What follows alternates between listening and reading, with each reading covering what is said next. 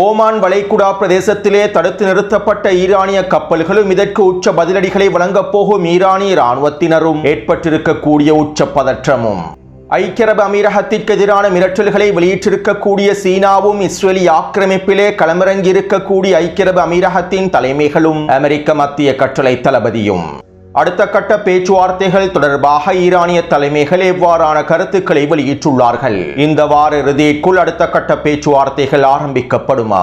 Hezbollah இராணுவத்தின் புதிய யுத்த தந்திரங்களும் மவுசன் சீஸ் தாக்குதல்களும் கொத்து கொத்தாக அளிக்கப்பட்டிருக்கக்கூடிய இஸ்ரேலி ஆக்கிரமிப்பு சிப்பாய்களும் ஹிஸ்புல்லா இராணுவத்தினர் களமிறக்கியிருக்கக்கூடிய புதிய ட்ரோன்களும் லெபனானுக்கும் இஸ்ரேலி ஆக்கிரமிப்புக்கும் இடையிலான நேரடியான பேச்சுவார்த்தைகளும் ஹிஸ்புல்லாவினுடைய பொதுச் செயலாளர் வெளியிட்டிருக்கக்கூடிய மிரட்டல்களும் லெபனானிய அரசியல் களத்தில் ஏற்பட்டிருக்கக்கூடிய உச்ச பதற்றமும் காசாவில் தொடரும் இஸ்ரேலி ஆக்கிரமிப்பின் உச்ச வான்வழி தாக்குதல்களும் காசாவின் கள நிலவரங்களும்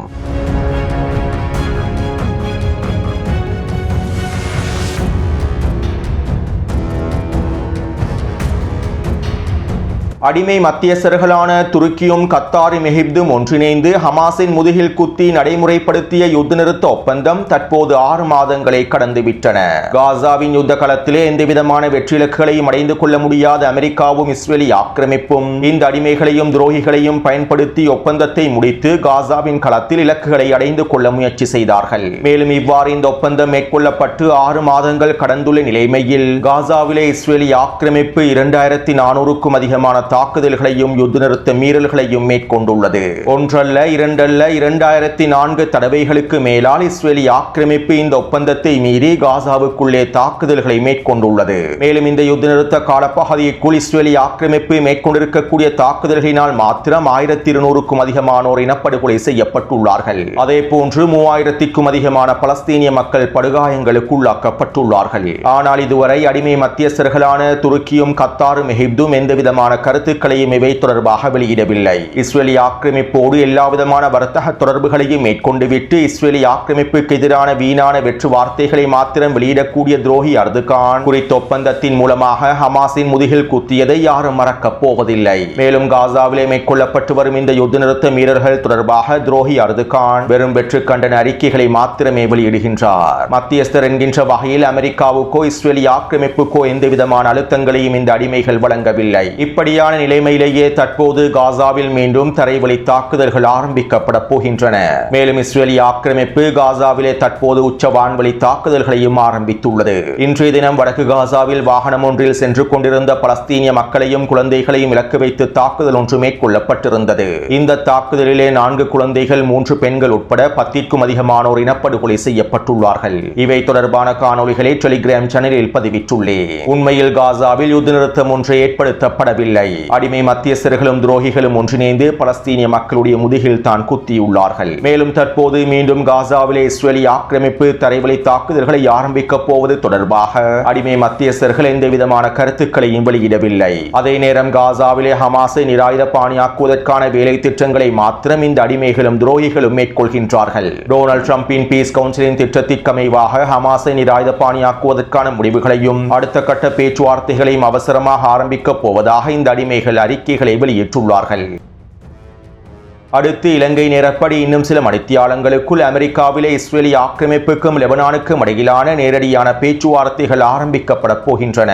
இஸ்ரேலி ஆக்கிரமிப்புக்கும் லெபனானுக்கும் இடையிலான இந்த நேரடியான பேச்சுவார்த்தைகள் அமெரிக்க வெளியுறவுத்துறை அமைச்சர் மார்க்கோ ரூபியோவினுடைய தலைமையிலேயே மேற்கொள்ளப்பட போவதாக தெரிவிக்கப்படுகின்றது. லெபனானிலே ஹிஸ்புல்லா இராணுவத்தினை முழுமையாக நிராயுதபாணியாக்குவதற்கும் இஸ்ரேலுக்கும் லெபனானுக்கும் இடையிலான இயல்பாக்கத்தை ஏற்படுத்துவதற்குமான ஒப்பந்தத்தை முடிப்பதற்காகவே இந்த நேரடியான பேச்சுவார்த்தைகள் மேற்கொள்ளப்பட போகின்றன.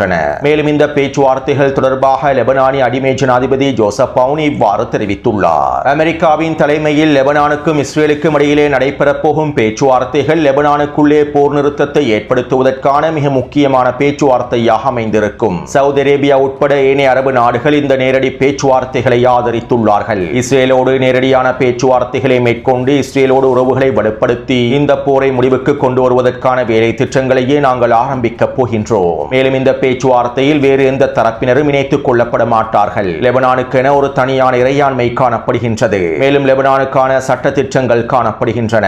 இஸ்ரேலுடனான பேச்சுவார்த்தைகளுக்கு லெபனானிய அரசே முழு பொறுப்பாகும். மேலும் லெபனானுக்குள்ளே ஆயுதங்கள் கடத்தப்படுவதனை முழுமையாக தடுத்து நிறுத்துவதற்காக நாங்கள் எல்லாவிதமான வேலை திட்டங்களையும் மும்முரமாக மேற்கொண்டு வருகின்றோம். ஹிஸ்புல்லா இராணுவத்தினை நிராயுத பாணியாக்குவதற்கான முடிவில் நாங்கள் உறுதியாகவே இருக்கின்றோம் என லெபனானினுடைய அடிமை ஜனாதிபதி ஜோசப் அவுன் கருத்துக்களை வெளியிட்டுள்ளார். மேலும் இதே போன்ற கருத்துக்களையே அடிமை பிரதமர் நவாப் சலாமும் வெளியிட்டிருந்தார்.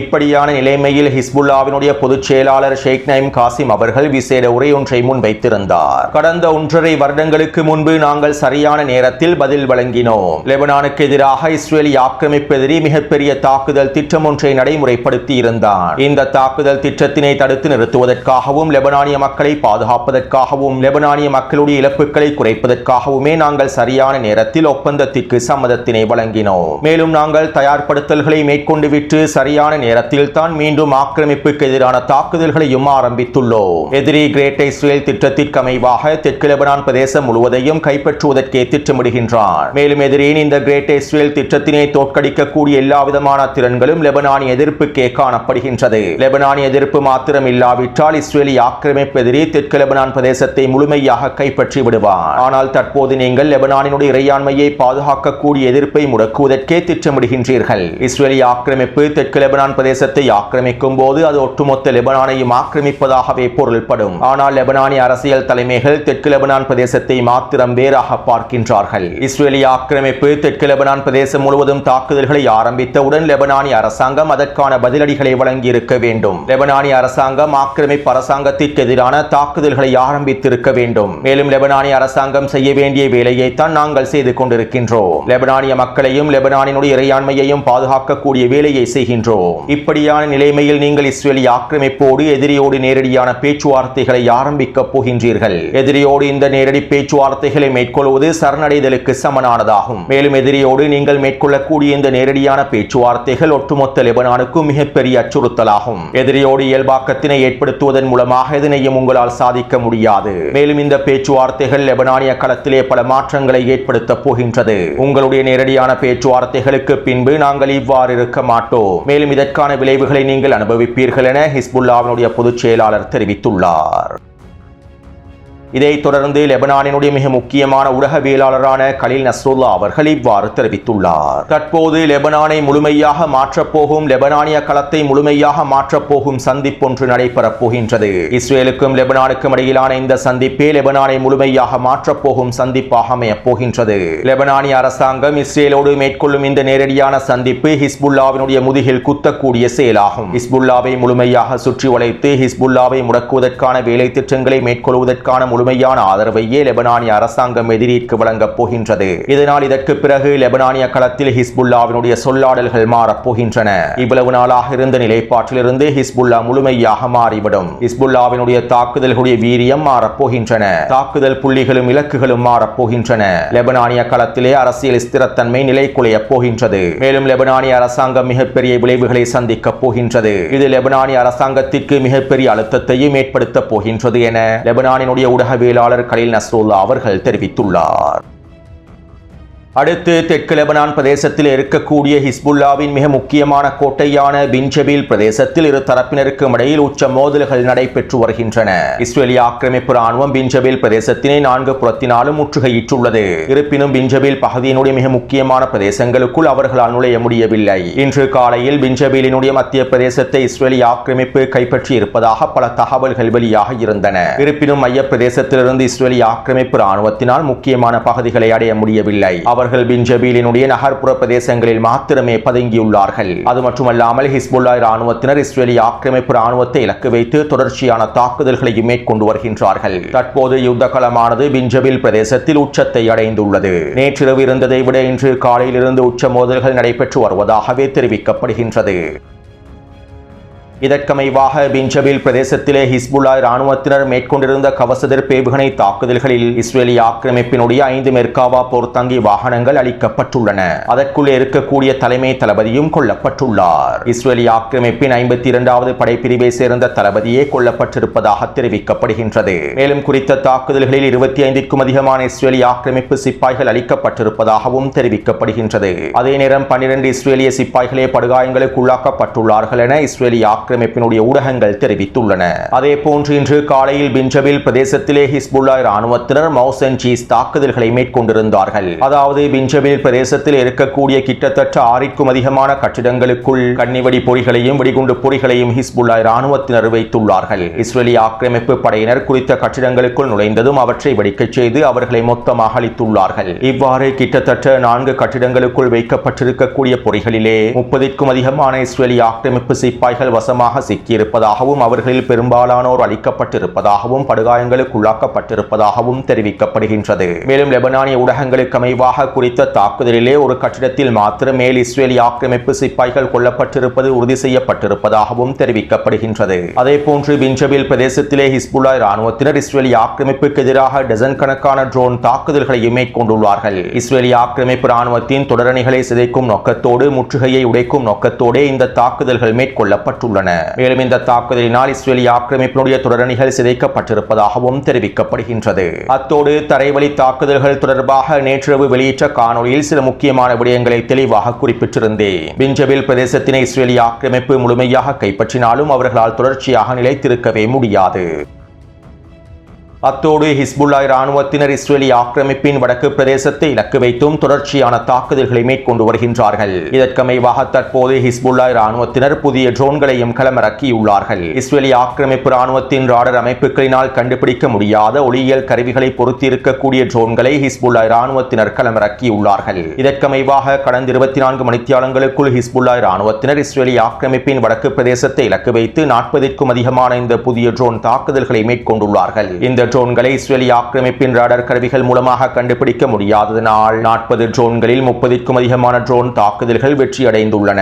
இஸ்ரேலிய ஆக்கிரமிப்பினுடைய இராணுவ தளங்களை இலக்கு வைத்தும் குடியிருப்பு பிரதேசங்களை இலக்கு வைத்தும் மேற்கொள்ளப்பட்டிருந்த ஒரே அடியான தாக்குதல்களினால் இஸ்ரேலிய ஆக்கிரமிப்பின் வடக்கு பிரதேசத்தில் மிகப்பெரிய வெடிப்புகள் பதிவாகி இருந்தன. மேலும் அதிகளவான இஸ்ரேலிய ஆக்கிரமிப்பு இராணுவத்தினுடைய சோதனை சாவடிகளும் இலக்கு வைக்கப்பட்டுள்ளன. அதே நேரம் குறித்த ட்ரோன் தாக்குதல் தொடர்பான தகவல்களை இஸ்ரேலிய ஆக்கிரமிப்பு இராணுவம் முழுமையாக மூடி மறைத்து விட்டது. மேலும் ஊடகம் குறித்த ட்ரோன் தாக்குதலினால் மிகப்பெரிய இழப்புகள் ஏற்பட்டிருப்பதனை ஒப்புக்கொண்டுள்ளது. இஸ்ரேலிய ராடர் கருவிகள் மூலமாக இந்த ட்ரோன்களை இடைமறிக்க முடியாததனால் இவை தொடர்பான தகவல்களை இஸ்ரேலிய ஆக்கிரமிப்பு இராணுவம் மூடி மறைத்து விட்டதாகவும் தெரிவிக்கப்படுகின்றது.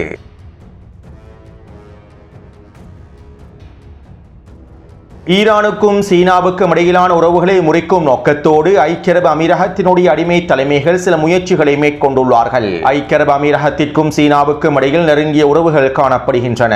இருப்பினும் ஈரானுக்கும் சீனாவுக்கும் இடையிலான உறவுகளை போன்று ஐக்கிய அரபு அமீரகத்தினால் சீனாவோடு உறவுகளை மேம்படுத்த முடியவில்லை. இப்படியான நிலைமையிலேயே ஐக்கிய அரபு அமீரகம் சில தந்திரமான காய் நகர்த்தல்களை மேற்கொண்டு சீனாவுக்கும் ஈரானுக்கும் இடையிலான உறவுகளை முறிப்பதற்கான வேலை திட்டங்களை மேற்கொண்டுள்ளது. இதைத் தொடர்ந்து பீஜிங் அரசாங்கம் ஐக்கிய அரபு அமீரக தலைமைகளுக்கு இறுதி எச்சரிக்கைகளை வெளியிட்டிருப்பதாகவும் தகவல்கள் வெளியாகியுள்ளன. எங்களுடைய நண்பர்கள் எங்களுடைய கூட்டாளிகள் யார் என்பதனை நாங்கள் தான் தீர்மானிப்போம். ஐக்கிய அரபு அமீரகத்துடனான நட்புக்கு எங்களுக்கு ஒரு வரம்பு உண்டு. ஈரானுடனான எங்களுடைய உறவுகளில் யாருக்கும் தலையிட முடியாது. ஈரானுடனான உறவுகளை பாதிக்கக்கூடிய முடிவுகளை எடுப்பதற்கு நாங்கள் ஒருபொழுதும் அனுமதிக்கப் போவதில்லை. ஈரானுக்கும் சீனாவுக்கும் இடையிலான உறவுகளை முறிப்பதற்கான எந்தவிதமான வேலை திட்டங்களையும் நாங்கள் ஏற்றுக்கொள்ளப் போவதில்லை என பீஜிங் அரசாங்கம் ஐக்கிய அரபு அடிமை தலைமைகளுக்கு செய்திகளை அனுப்பியிருப்பதாக தகவல்கள் வெளியாகியுள்ளன. அத்தோடு இன்றைய தினம் ஐக்கிய அரபு அமீரகத்தினுடைய சில முக்கியமான தலைமைகளும் பிரதிநிதிகளும் இஸ்ரேலிய ஆக்கிரமிப்பிலே களமிறங்கியுள்ளார்கள். அதே போன்று அமெரிக்க மத்திய கட்டளை தளபதி பிராட் கூப்பரும் இஸ்ரேலிய ஆக்கிரமிப்பிலே களமிறங்கியுள்ளார். இன்றிரவு நெட்டன்யாகுவும் இஸ்ரேலிய ஆக்கிரமிப்பு இராணுவ தலைமை அதிகாரிகளும் ஒன்றிணைந்து சில ரகசியமான பேச்சுவார்த்தைகளை மேற்கொள்ளப் போவதாகவும் தெரிவிக்கப்படுகின்றது. ஈரானுக்கு எதிரான அடுத்த கட்ட காய் நகர்த்தல்கள் தொடர்பாக இஸ்ரேலிய ஆக்கிரமிப்பும் அமெரிக்காவும் ஐக்கிய அரபு அமீரகமும் ஒன்றிணைந்து சில முடிவுகளை எடுக்கப் போவதாகவும் தெரிவிக்கப்படுகின்றது. அடுத்து அமெரிக்காவுக்கும் ஈரானுக்கும் இடையிலான அடுத்த கட்ட பேச்சுவார்த்தைகளை மேற்கொள்வதற்கு பாகிஸ்தானிய மத்தியஸ்தர்கள் முயற்சி செய்து வருகின்றார்கள். டொனால்ட் டிரம்பினுடைய வழிகாட்டுதலுக்கு அமைவாகவே இந்த முயற்சிகள் நடைபெறுகின்றன. மேலும் இன்னும் ஒரு அடுத்த கட்ட பேச்சுவார்த்தையை மேற்கொள்வதற்கான காரணத்தையும் இதற்கு பின்னால் இருக்கக்கூடிய சூழ்ச்சி திட்டங்களையும் நான் முன்னே காணொலியில் தெளிவாக பதிவிட்டுள்ளேன். அதே நேரம் இந்த வார இறுதிக்குள்ளே அடுத்த கட்ட பேச்சுவார்த்தைகள் நடைபெறுவதற்கான வாய்ப்புகள் இல்லை என்றும் ஈரானிய தலைமைகள் இவை தொடர்பாக எந்த விதமான முடிவுகளையும் எடுக்கவில்லை என்றும் தெரிவிக்கப்படுகின்றது. அதே போன்று ஈரானிய பாராளுமன்றத்தின் தேசிய பாதுகாப்பு சபையினுடைய உறுப்பினர்களில் ஒருவரான இப்ராஹிம் ரசாயி அவர்கள் இவ்வாறு தெரிவித்துள்ளார். இன்னும் ஒரு வாரத்திற்குள் போர் நிறுத்தம் முடிவுக்கு வரப்போகின்றது. மேலும் இந்த போர் நிறுத்தத்தை நாங்கள் ஒரு பொழுதும் நீடிக்க கூடாது. ஹெர்முஸ் ஜலசந்தி மீதான ஈரானினுடைய ஒட்டுமொத்த கட்டுப்பாடையும் அமெரிக்கர்கள் ஏற்றுக்கொள்ள வேண்டும். எங்களுடைய நிபந்தனைகளை அமெரிக்கா முழுமையாக ஏற்றுக்கொள்ள வேண்டும். இல்லாவிட்டால் நாங்கள் போருக்கு அவசரமாக திரும்ப வேண்டும். பேச்சுவார்த்தை என்கின்ற பெயரில் இன்னும் 2 வாரங்களுக்கு நாங்கள் நேரத்தை வீணடிக்க கூடாது. மேலும் இது ஆக்கிரமிப்பாளர்களுக்கு ஒரு சிறந்த வாய்ப்பையும் ஏற்படுத்திவிடும். நாங்கள் இதற்கு மேலும் இந்த போர் நிறுத்தத்தினை கடைபிடிப்பதில் எந்த விதமான பயனும் இல்லை என அவர் வெளிப்படையாக அறிவித்துள்ளார். அடுத்து இன்று மாலை ஹெர்முஸ் ஜலசந்தி பிரதேசம் வழியாக ஈரானிய துறைமுகங்களில் இருந்து ஈரானிய கப்பல்கள் சென்றிருந்தன. மேலும் குறித்த கப்பல்களை ஓமான் வளைகுடா பிரதேசத்தில் வைத்து அமெரிக்காவினுடைய கடற்படையினர் தடுத்து நிறுத்தியுள்ளார்கள். அதாவது ஓமான் வளைகுடா பிரதேசத்தினுடைய எல்லை பகுதியிலேயே அமெரிக்க கடற்படையினர் நிலை கொண்டுள்ளார்கள். குறித்த வரைபடத்திலே சிவப்பு நிற வளையத்தினால் காண்பிக்கப்பட்டிருக்கக்கூடிய பிரதேசத்தில் தான் ஈரானிய கப்பல்களை திருப்பி அனுப்பியுள்ளார்கள். ஓமான் வளைகுடா பிரதேசத்திற்குள்ளே அமெரிக்க கடற்படையினர் நுழையவில்லை. ஹெர்முஸ் ஜலசந்தி பிரதேசத்திற்குள்ளும் நுழையவில்லை. அவ்வாறு நுழைந்தால் ஈரானிய கடற்படையினருடைய தாக்குதல்களுக்கு இலக்காகி விடுவார்கள். இதனால் ஓமான் வளைகுடா எல்லை பிரதேசத்திலே நிலை கொண்டிருக்கக்கூடிய அமெரிக்க கடற்படையினர் ஈரானிய கப்பல்களுக்கு எதிரான எச்சரிக்கைகளை வெளியிட்டு அவற்றை திருப்பி அனுப்பியுள்ளார்கள். இன்று மாலை கிட்டத்தட்ட 4 ஈரானிய கப்பல்கள் இவ்வாறு திருப்பி அனுப்பப்பட்டிருப்பதாக தெரிவிக்கப்படுகின்றது. அத்தோடு அமெரிக்காவினுடைய இந்த செயற்பாடுகளுக்கு ஈரான் உச்ச பதிலடிகளை வழங்கப் போவதாக ஈரானிய காத்தமல் அன்பியா தலைமையகம் அறிவித்துள்ளது. இன்னும் ஒரு விதத்தில் குறிப்பிடுவதாக இருந்தால் ஈரானிய கப்பல்களை இலக்கு வைத்து அமெரிக்க கடற்படையினர் தாக்குதல்களை மேற்கொள்ளும் வரையிலே ஈரானிய ராணுவத்தினர் காத்துக் கொண்டிருக்கின்றார்கள். அத்தோடு இன்னும் 12 மணித்தியாலங்களுக்குள் அமெரிக்காவின் முற்றுகைக்கு எதிரான தாக்குதல்கள் ஆரம்பிக்கப்படும் என்று எதிர்பார்க்கப்படுகின்றது. இதனால் தற்போது மத்திய கிழக்கு பிராந்தியம் முழுவதும் உச்ச பதற்ற நிலைமை ஏற்பட்டுள்ளது. அது மட்டுமல்லாமல் ஈரானிய கப்பல்களை அமெரிக்க கடற்படையினர் திருப்பி அனுப்பி 2 மணித்தியாலங்களுக்குள் ஈராக்கிய எதிர்ப்பு குழுக்கள் சுலைமானியா பிரதேசத்தை இலக்கு வைத்து ட்ரோன் தாக்குதல்களை மேற்கொண்டிருந்தார்கள். போரின் போது எவ்வாறு ஈராக்கிய எதிர்ப்பு குழுக்கள் குர்திஸ்தான் பிரதேசத்தில் இருக்கக்கூடிய குர்திஷ் படைப்பிரிவுகளை இலக்கு வைத்து தாக்குதல்களை மேற்கொண்டார்களோ அதே போன்று தற்போது ஈராக்கிய எதிர்ப்பு குழுக்களும் அதிரடியான ட்ரோன் தாக்குதல்களை ஆரம்பித்திருந்தார்கள். இதற்கமைவாக சுலைமானியா பிரதேசத்தில் இருக்கக்கூடிய குர்திஷ் பிரிவினைவாதிகளின் 3 முகாம்கள் இலக்கு வைக்கப்பட்டிருப்பதாக தெரிவிக்கப்படுகின்றது. எனவே தற்போது உச்சக்கட்ட பதற்றம் ஏற்பட்டுள்ளது. இன்றிரவு அல்லது இன்னும் 12 மணித்தியாலங்களுக்குள் ஈரான் உச்ச பதிலடி தாக்குதல்களை ஆரம்பிப்பதற்கான வாய்ப்புகளே இருக்கின்றன. எனவே இந்த காணொளி தொடர்பான கருத்துக்களை பதிவிடுங்கள். தொடர்ந்து என்னுடன் இணைந்திருங்கள். நன்றி, வணக்கம்.